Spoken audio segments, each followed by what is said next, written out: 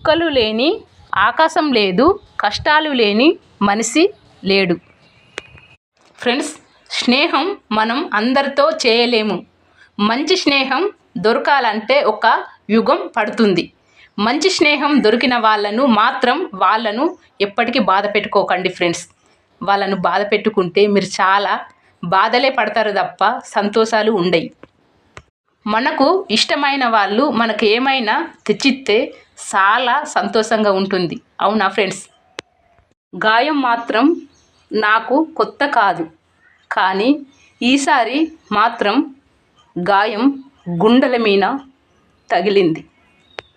మీకు లేవగానే ఎవరైతే గుర్తుకొస్తారో వాళ్లకు ఇది పంపండి, చాలా సంబరపడతారు.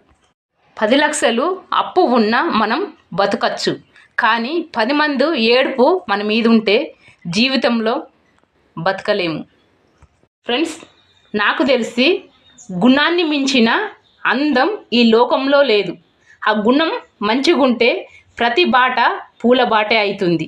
అందరూ ఆడపిల్లలు నీలాగా ఆలోచిస్తే ఆగండి ఫ్రెండ్స్, మీకోసమే. నచ్చితేనే లైక్ చేసుకోండి, ఫాలో చేసుకోండి, సబ్స్క్రైబ్ చేయండి. కానీ నచ్చకుంటే అది మీ ఇష్టం, కానీ నేను చెప్పేది మాత్రం వినండి ఫ్రెండ్స్. మనం పెళ్ళి చేసుకున్న తర్వాత భర్త చనిపోతే అన్నీ తీసేయాలంటారు, బొట్టు తీసేయాలంటారు, గాజులు వేసుకోవద్దంటారు, పువ్వులు పెట్టుకోవద్దంటారు. కానీ మనం పుట్టుకతోని ఏం పెట్టుకుంటున్నామో మనం మొదటి నుంచి వెళ్ళి అవన్నీ పెట్టుకోవచ్చు. భర్త చనిపోతే భర్తతోని ఏమొస్తాయి మనకు అవే తీసేయాలి. అవి కడమై అన్నీ పట్టించుకోవద్దు ఫ్రెండ్స్. మన ఆడవాళ్ళకి శత్రువులు అంటే ఇదే.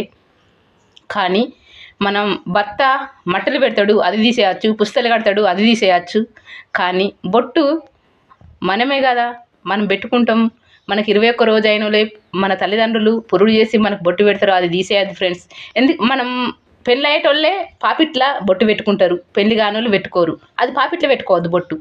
భర్తతోని ఏమొస్తాయో అవి మాత్రమే తీయండి. కడమై ఏ ప్రాబ్లం లేదు, అన్నీ పెట్టుకోవచ్చు, అన్నీ ధరించవచ్చు. కానీ వాళ్ళని మాత్రం చీప్గా చూడకండి ఫ్రెండ్స్. వాళ్ళు మనుషులే కదా, ఎందుకు అట్లా చీప్గా చూస్తారు? ఏ జన్మలు చేసుకున్నావు పుణ్యమో.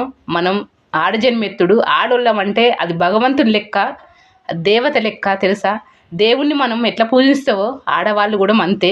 ఆడవాళ్ళు లేనిది సృష్టే లేదు. వాళ్ళని మాత్రం గౌరవించండి.